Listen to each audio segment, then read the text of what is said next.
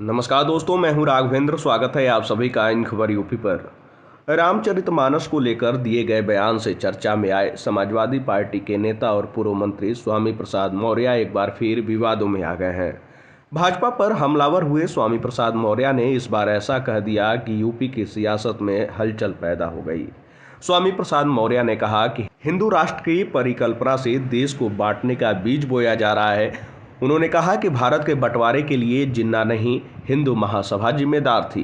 रसड़ा तहसील के अमहर ग्राम सभा में बौद्ध सम्मेलन में रविवार को पहुंचे मौर्य ने मीडिया के सवालों का जवाब देते हुए कहा कि 1922 और 23 में द्विराष्ट्र की अवधारणा हिंदू महासभा ने की थी।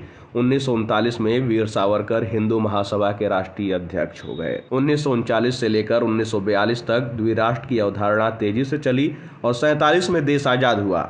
उस समय हिंदू महासभा ने इतना दबाव बनाया कि भारत और पाकिस्तान का बंटवारा हो गया। उन्होंने कहा कि भारत के बंटवारे के लिए जिन्ना नहीं, हिंदू महासभा जिम्मेदार थी। जिन्ना ने कभी भी अलग राष्ट्र की मांग नहीं की। हिंदू महासभा की वजह से जिन्ना को पाकिस्तान लेना पड़ा। पूर्व मंत्री ने कहा कि भगवा का सम्मान है, लेकिन जो भगवाधारी भगवा के वेश में आतंकवाद की भाषा बोलते हैं वह आतंकवादी हैं। जो हमारा सिर कलम करने और जीभ काटने की बात करते हैं, ऐसे लोगों को मैंने आतंकवादी कहा था। कहा कि मैं भी हिंदू धर्म में ही पैदा हुआ था, लेकिन यदि अपने ही घर में मुझे अपमानित किया जाएगा तो मैं अपनी पीड़ा को सार्वजनिक रूप से कहूंगा।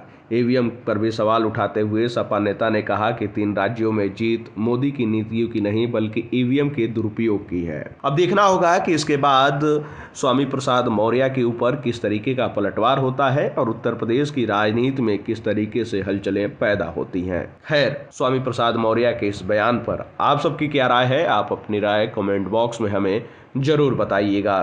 धन्यवाद।